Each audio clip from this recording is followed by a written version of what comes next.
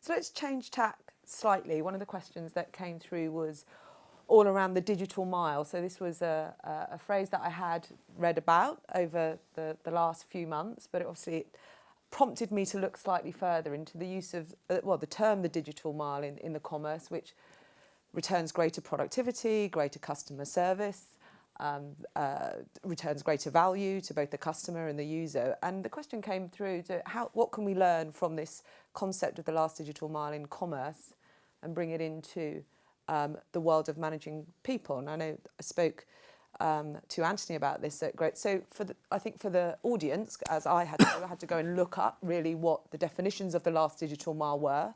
There were many, actually, interpretations. I don't know if you want to put your spin on that or take on that and really talk about how we can learn from that as a HR community. See what she did there? You know, I mean, she sort of conveyed that as though I'm the expert in this field.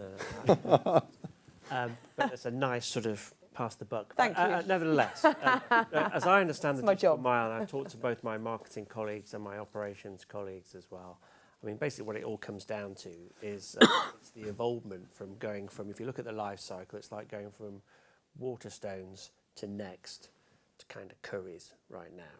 So everybody was talking about Amazon as a .com business that was going to make money. And I don't know if you've been reading the FT earlier this week, as I always encourage my students to do, but Amazon have just announced their share price has gone up because they've not lost that much money recently. You know, they're still trying to carve a margin. You know, they're still trying to make this work. Yeah, you've got something like Next. Back to my 14-year-old daughter again on her iPad. In between FaceTime, she can actually now order her party clothes up till 2200 hours the night before, and she'll get it delivered before the party the day after. Now that is what we're talking about, the last digital mile. It's about actually trying to give the customer what it is, what they want, at the right time, right place, right price, and so on.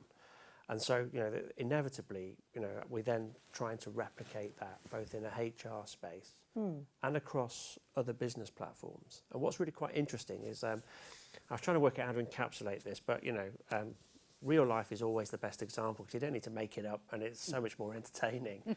In this case, the Hesketh household have just bought a new smart telly. You know, it had to happen. My kids have been moaning about my B&O. You know, it doesn't have iPlayer on it and all these other kind of social media things where they can all plumb in their phones and all the rest of it. So I go into Currys. I spend a ridiculous amount of money on a television set, and I spend an equally ridiculous amount of money on the team that are going to come out, who are going to fit the television, qualified electricians. This is... sit back and enjoy this. This is about getting capability and technology, you know, to all converge on the Hesketh household in the Trough of Bowland and, you know, rural Lancashire. And it all sort of piles in. I've got electricians, I've got plasterers, I've got technology guys, I've got everything. They all turn up. They're just missing one thing. The telly. So you've still got all of these issues. Now, interestingly, and you won't mind me mentioning this, although I've not got sign-off for it, but this project I'm working on at the moment on what we call executive capital, which is basically how do you get and leverage the best of a talent that sits inside a boardroom. I've been talking to James Timpson, and you know, of Timpson's fame. You know, you probably all had a heel on your shoes repaired by this guy at some stage. And he basically says, look, we devolve everything down to the kind of owner-manager franchise. Well, they're not franchisees, but it's kind of a similar kind of model. And he basically said, look, what we try and do ultimately is we retain strategy and CapEx as far as making the decisions are concerned. So we put the strategy together, we come up with the ideas, what we're trying to do, and we spend the money and make the investments. And that's kind of what the digital mile is all about, except we've got it all wrong in the HR space, because what we're doing, and it kind of relates to everything we've talked about. Well, you know, Ant's working at home, so he can work a little bit harder, can't he? You know, and obviously that makes it cheaper. That also means that we can, you know, put these costs in there. I've been trying to do my expenses claim for the university recently, you know, where we're kind of conveying all of the process that sits in the back office. We've outsourced and variabilised that cost, which is what the business model is. Marvellous. Only problem is I'm spending all my time doing it now rather than somebody else.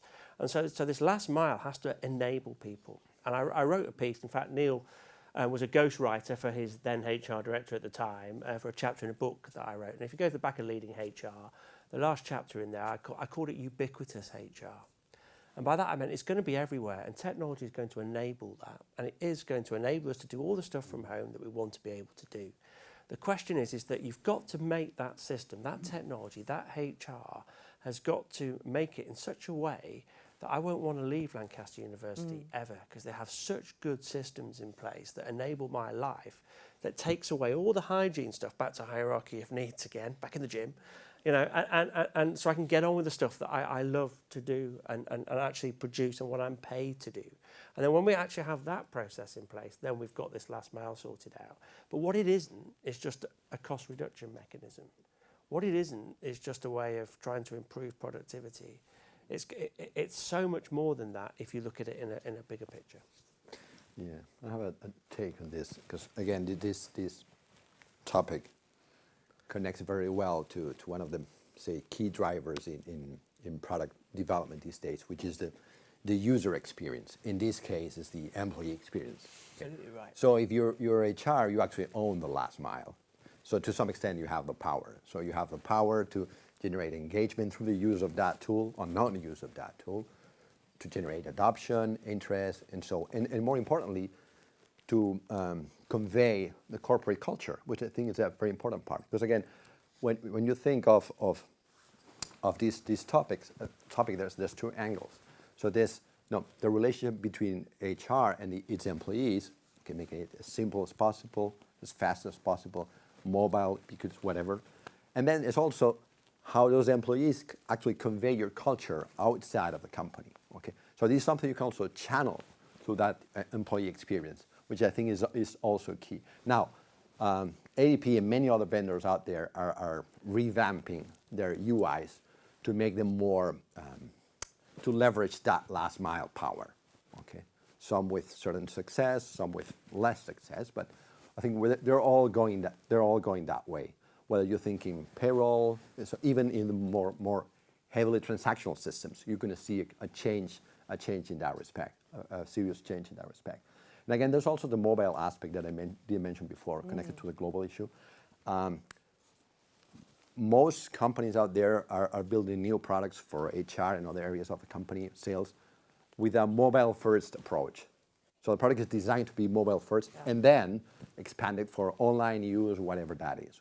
I think this is, for obvious reasons, key, specifically around recruiting and other areas. Okay, so I think this would be the two items that, from a technology standpoint, connect to this particular topic.